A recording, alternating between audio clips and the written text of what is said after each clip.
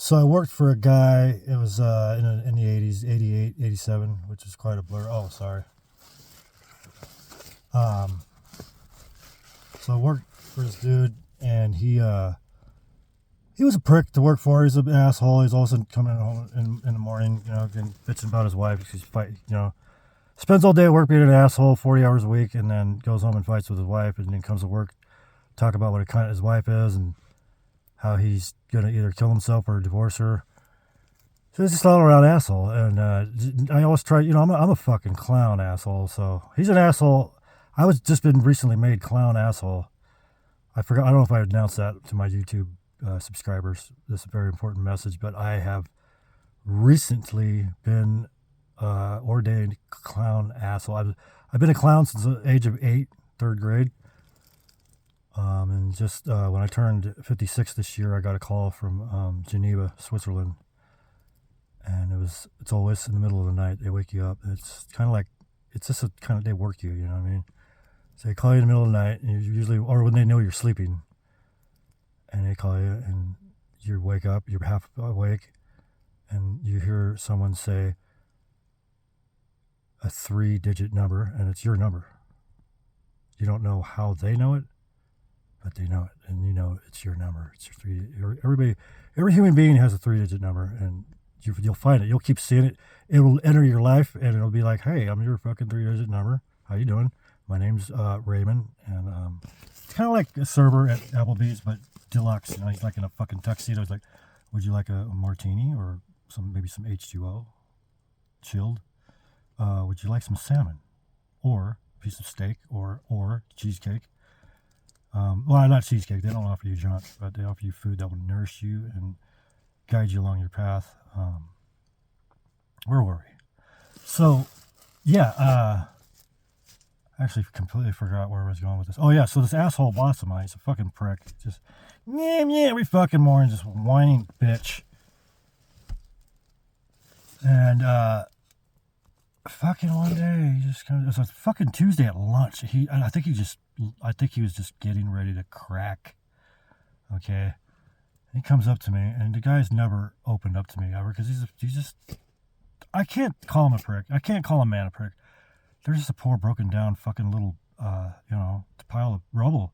It's up to us to build them back up, why does a man have to pick up sticks against another man when he can use those same sticks to prop a man up? You know what I'm saying? I actually stole that from Tropic Thunder, Ben Stiller.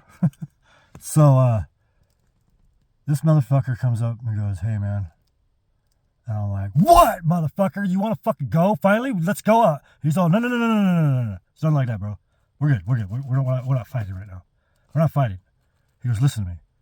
I'm standing there ready. I didn't know what was going to happen. I didn't know what he was up to. He never came up to me. Fucking 5.5 years. You never came up to me and said, "Hey, man, I thought we were going to throw," because he's a fucking asshole. And he goes, "Hey, man, let's go have a beer." And I said, "I haven't had a drink in 14 years.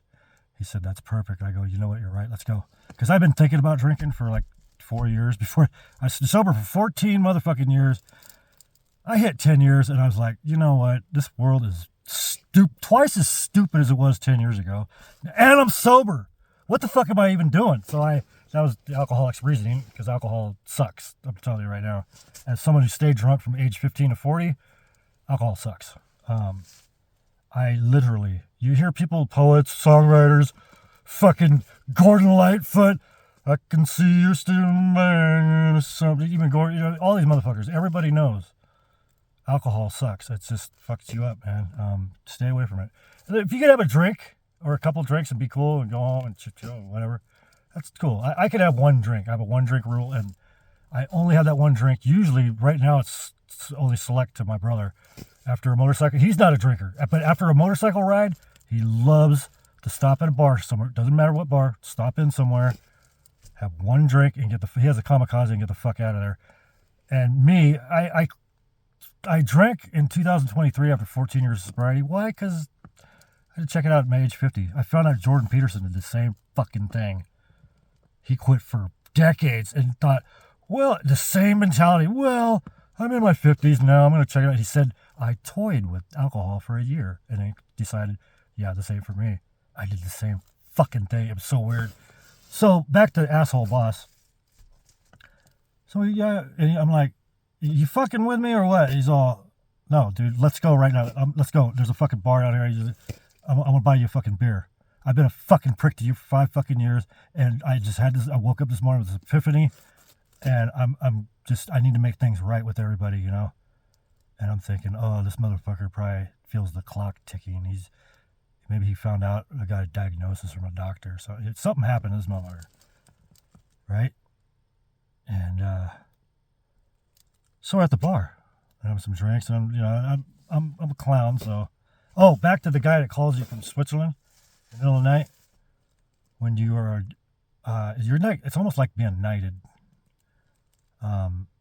It's pretty bitchin'. They fly you in, you stay at this lavish Swiss fucking manor. It's not even a hotel, it's on these fucking Swiss the most beautiful, gorgeous Alps, and we don't have canyons like that. It's just God sculpted those fucking mountains. And they're right in your face. It's just, air's clean. It's just everything. The vibe's good. Everybody's chill. Nobody's being a fucking idiot like here. There's nobody tailgating you. People don't even drive over there. You just walk, dude. Everything's right there. Fucking fuck your car and your goddamn feed and getting pulled over by the fucking pigs because you you didn't use your fucking blinker. Well, so what, bitch? What the fuck? You fucking pulled me. You stopped me for that. Am I a fucking criminal now? No, don't get me started on that, but. And this guy texts me out, this fucking prick boss, and we had some beers, and like I said, I'm a fucking clown. I was trying to get him laughing, and he started to loosen up a little bit. And then he started talking about high school, and some of the shit he did in high school, and he told me some other shit, because he started getting pretty fucking saucy. He's like slamming fucking, he had, what was he drinking? I think he was all over the place. Fucking started with tequila, started with like 4 shots of tequila and went straight to Jaeger. I'm like, are you this motherfucker a psycho or what? And then he has a couple beers and then about another Jaeger. He's getting good and fucked up. He danced with some ugly chick. A couple of ugly fat bitches. Fucking lot lizards, dancing with them. So they're up there dancing. They're just completely disgusting. And they're just waving their hips around. That broad, she's like 49, thinks she's still 16 because she's been high on crank. But she kind of got clean off of crank after 25 years, so now she has a couple of drinks. She's weaning off of her lifetime since the age of 16, fighting with her mother and having that first line of fucking methamphetamine just changed her whole fucking universe, dude. Now she's fucking every boy in town, and then now she's 49, and she still thinks she's 16 because her brain is still 16 because she's been doing drugs since she was 16. But no, I don't do so much anymore. I just have a few drinks. So she's weaning off of methamphetamine with alcohol. Boy, what a great idea. Now she's going home to her boyfriend. And she's looking straight at her boyfriend's eyes and goes, you fucking never loved me, you fucking piece of shit. And I'm like, she's talking to her stepdad, her first love, Donnie, who knocked her up, who beat the shit out of her.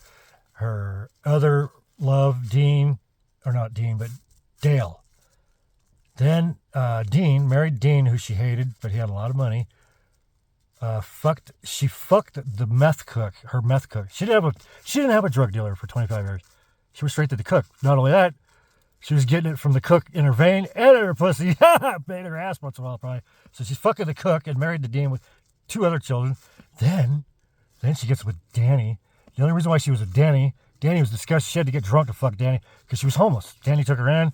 And she was beautiful. I was obsessed with her. It took everything to pry my fingers off that woman. I'm glad I'm not sitting in state prison for some of the shit I did to her, that she pushed me to. See, this is the danger. You get around a bitch like that, run. Don't do what I did and go and run 50,000 times and then think, God damn, that pussy was good and those poke your eyes out tits. Went beyond every fucking sexual fantasy I ever had. She went beyond it. She was like, if there was a superhero called Fuck Woman, that would be her. But I hated her. She hated me. She hated men. She would drink 2 of their cocktails every day after work to get rid of the knot in my stomach. And I'd watch the transformation in 2 vodka and juice. And she would just look at you, fucking piece of shit. You never cared about me. And I'm like, We've only known each other for 2 months. Who are you talking to right now? Oh, yeah, you're talking to Donnie, Dale, Dean, or Danny. She met a guy named David in the bar one night. She kind of liked him and found out his name was David. She goes, I'm Stacy. And he goes, I'm David. She goes, oh, well, yeah, this ain't going to work. He's like, what do you mean? He goes, I'm not doing any more D's. I had 4 D's. Donnie, Dale, Dean. No, wait. Was Dale after Dean? Donnie, Dean. No, it was Donnie and Dean, Dale, and then Danny. Danny, that little motherfucker, he was still obsessed. Every guy she's ever been with just stayed obsessed with her, like I did for a long time. It is. I think she is the bloodline of Satan. I really think she gets it from her dad. Her mother in the early 70s took her dad again to the insane asylum. Back then it wasn't like it is now. There was an actual insane asylum. There were some crazy motherfuckers, not a bunch of depressed teenagers and manic teenagers that are just brats. No, this was an insane. Her mother drops her off to her dad in Michigan back in the early 70s at the fucking. It was routine. Like, okay, honey, we got to take you to the fucking loony bin. Let's go. Get in the car. Takes him in. Admits him to the second story window.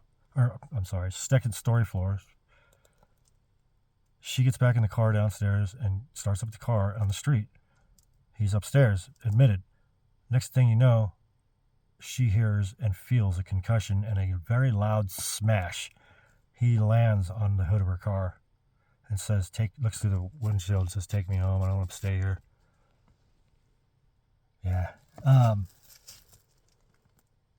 Where was my point here? Crazy bitches, they're fucking crazy. That wasn't my point, but where the fuck was I going with this? I completely lost it. I just hit my fucking pen, so my Benjamin. I think I'm going fucking full retard for a minute. And hang on. Houston Endeavor, go for throttle up. Okay, we're go for throttle up. All right, we are go for throttle up. Setting phasers to stun. Lieutenant, you better put that fucking shit back on. You're gonna lose your balls on that when you leave the troposphere. And we are at 15,000 miles per hour, headed straight upstairs in what we call this, Endeavor 2? Nah, that's too gay. I don't know, Cosmos 1, Galaxy 1. No, Galaxy's too retarded. Anyhow, I'll figure it out. I'll get back to you guys. Sorry, I kind of ran you off the trail there, but God bless you. And know that I love each and every one of you. You're the sexiest people I know. If you're listening to this, you are the resistance.